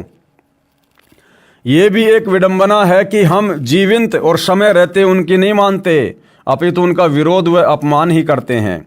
कुछ स्वार्थी तत्व जनता को भ्रमित करके परम संत को बदनाम करके बाधक बनते हैं। यह उक्ति हर युग में चरितार्थ होती आई है और आज भी हो रही है। जो महापुरुष हजारों कष्टों को सहन कर अपनी तपस्या व सत्य पर अडिग रहता है, उसकी बात असत्य नहीं हो सकती। सत्य पर अडिग रहते हुए ईसा मसीह ने अपने शरीर में कीलों की भयंकर पीड़ा को झेला। शुक्रात ने जहर का प्याला पिया। श्री राम तथा श्री कृष्ण जी को भी यातनाओं का शिकार होना पड़ा। सजनों, यदि आज के करोड़ों मानव उस परम तत्व के ज्ञाता संत को ढूंढकर स्वीकार कर उनके बताए पथ अनुसार अपनी जीवन शैली को सुधार लेंगे तो पूरे विश्व में सद्भावना, आपसी भाईचारा, दया तथा सद्भक्ति का वातावरण हो जाएगा निसंदेह और होगा। लेकिन आप शतलोक आश्रम वाले भाई, आप क्या कर रहे हो? आप शतलोक आश्रम वाले, सतगुरु रामपाल जी के परिवार वाले, अरे कितना पाखंड फैला दिया तुम लोगों ने उस ग्रेट सायरन के भक्ति मार्ग में। राजनीति जैसा गंदा कर्म तुम लोगों ने शुरू कर दिया। दुनिया के साथ में फालतू का भाईचारा तुम लोगों ने निभाना शुरू कर दिया। परशुराम की जयंती में भक्तों को बैठाकर आन उपासना तुमने शुरू करवा दी। अयोध्या के राम मंदिर में आने वाले काल उपासकों के लिए 1 महीने का भंडारा लगाकर काल उपासना में सहयोग तुम लोगों ने करवा दिया। आनंदपाल जैसे गुंडों की सीबीआई जांच का समर्थन और 5 लाख रुपए देकर परमात्मा के भक्ति विधान को तुम लोगों ने बिगाड़ दिया। संत और गुंडों का समर्थन क्यों भाई? तो तुम लोग क्या कर रहे हो भाई? ठीक है, जैसा लिखा है वैसा ही होगा आने वाले समय में। लेकिन सतलोक आश्रम वालों, आप भी तो सतगुरु रामपाल जी को नहीं पहचान रहे। आप भी तो उनके तत्व ज्ञान को आधार नहीं बना पा रहे। और उनको ना पहचान कर, उनके ज्ञान को आधार ना बनाकर आप भी तो हम सत्सेवकों के ऊपर मुकदमे लगवा रहे हो झूठे। हमें जेल भिजवा रहे हो झूठी गवाही देकर। अपने भगत भाई बहनों के साथ, सत्सेवकों के साथ में तुम लठों से मारपीट करते हो, लाठी डंडों से पिटाई करते हो। तो तुम कब सुधरोगे? तुम कब भाईचारे में आओगे? तुम्हारे अंदर कब ये सद्भावना पैदा होगी जो यहां तुम इस पुस्तक के माध्यम से दुनिया को संदेशा दे रहे हो? वर्तमान का मानव बुद्धिजीवी है, इसलिए उस संत के विचारों को अवश्य स्वीकार करेगा तथा धन्य होगा। वह संत है जगत गुरु तत्वदर्शी संत रामपाल जी महाराज। कृपया पढ़िए संत रामपाल जी महाराज की संक्षिप्त जीवनी जो सर्व भविष्यवाणियों पर खरी उतर रही है। संक्षिप्त जीवनी शब्द उचित नहीं है, संक्षिप्त लीलामय जीवनी, लीलामय, क्योंकि महापुरुष जो होते हैं वो लीला करते हैं। आम प्राणियों की तरह हमें सामान्य जीवन जीते अवश्य दिखाई देते हैं, परंतु उनका वो जीवन लीलामय होता है।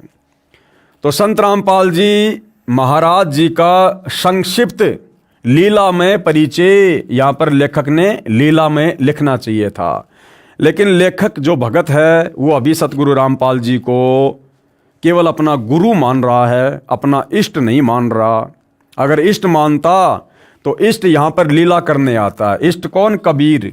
तो कबीर जी लीला में सारा काम करते हैं।